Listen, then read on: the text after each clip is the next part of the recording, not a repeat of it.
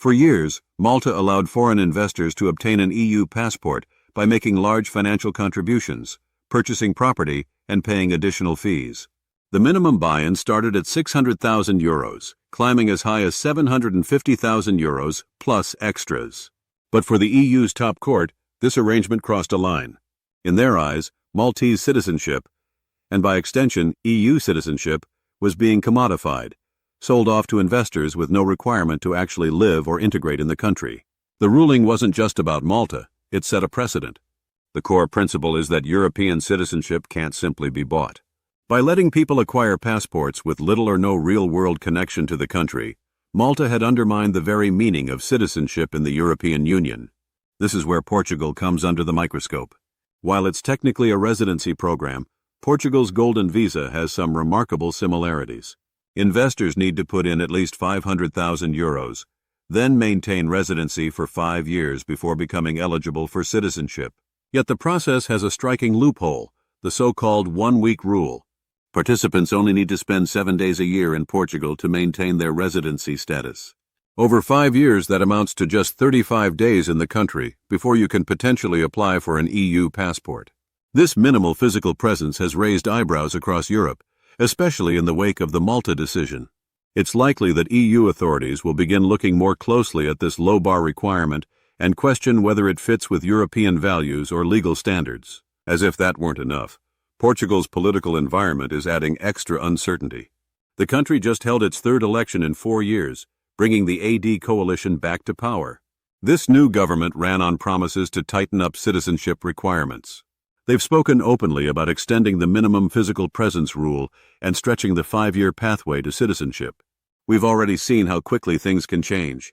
Spain recently eliminated its Golden Visa program with no notice, leaving many investors in limbo. If Portuguese politicians follow Spain's example, the Golden Visa program could be significantly reformed, or even ended, with little warning. Right now, though, several investment options are still open in Portugal. These include donations to cultural heritage projects, research investments, business startups that create jobs, investments in qualifying funds, and direct capital into established Portuguese companies. Among these, investment funds have emerged as the most popular, largely because they offer more flexibility and security. Many investors use intelligent structuring to lower their upfront costs, while still meeting the Golden Visa requirements. Some arrangements allow you to invest as little as €399,000 with guaranteed returns and a clear pathway to getting your capital back after 5 years.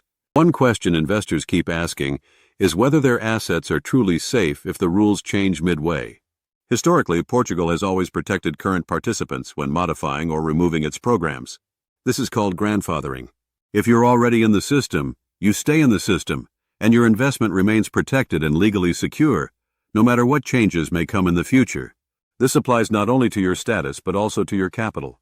Investments are closely regulated, and professional advisory firms carry out extensive due diligence to ensure everything meets legal standards. Despite these protections, now is not the time for complacency. There's obvious political will across Europe to clamp down on citizenship and residency by investment schemes. While Portugal's current government may face hurdles passing sweeping reforms quickly, the general trend is clear.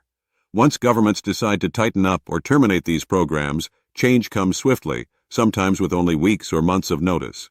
For anyone who's been considering the Portugal Golden Visa, the application process is relatively straightforward. It typically takes 4 to 6 months from your first consultation until you have your residency card, and reputable service providers can handle nearly all the bureaucracy without requiring you to spend extended periods in Portugal during the first year. Security and transparency remain paramount.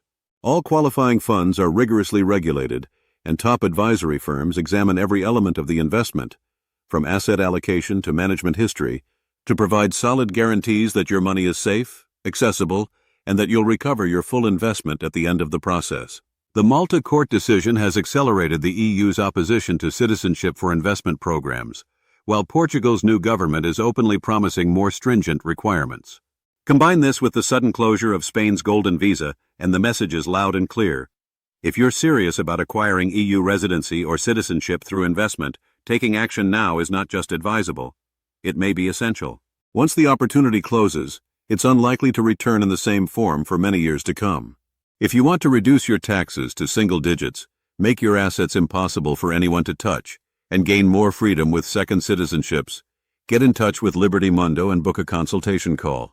We will help you develop a complete blueprint to organize your life to safeguard your wealth and your freedom. Follow the link in the description for more details. Thanks for watching, and see you in the next one.